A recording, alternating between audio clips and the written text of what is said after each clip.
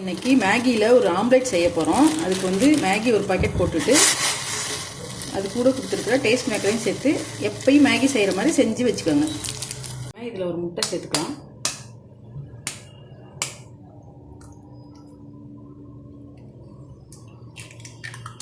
இதில் வந்து கொஞ்சம் தக்காளி, பொடியாக நறுக்கின கேரட், கொஞ்சம் வெங்காயம், கொத்தமல்லி தழை எல்லாத்தையும் சேர்த்துக்கலாம்.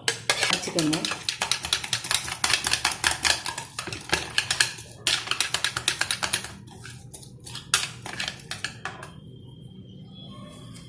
முட்டைக்கு தேவையான அளவுக்கு உப்பு, கொஞ்சமாக மிளகுத்தூள் சேர்த்துக்கலாம். இது கூட நம்ம செஞ்சு வச்சுருக்க மேகியும் போட்டுக்கலாம்.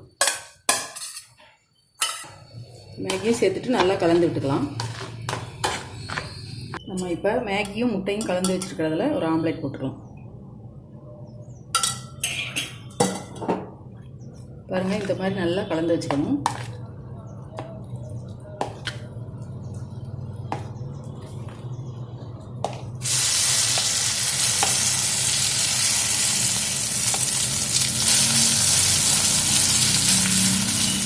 கொஞ்சமாக எண்ணெய் ஊற்றிக்கோங்க.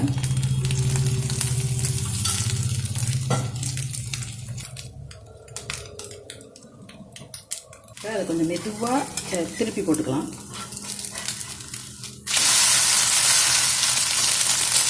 பாருங்கள், ஒரு பக்கம் நல்லா ப்ரௌனாக வெந்திருக்கு. இதே மாதிரி அடுத்த பக்கமும் வெந்ததுக்கப்புறம் ரெடி ஆயிடுச்சுங்க. அதில் தான் மேகியில் ஆம்லேட்டு ரொம்ப நல்லாயிருக்கும். ஒரே மாதிரி மேகி செய்யாமல் இந்த மாதிரி வித்தியாசமாக செஞ்சு கொடுத்தா குழந்தைங்க விரும்பி சாப்பிடுவாங்க.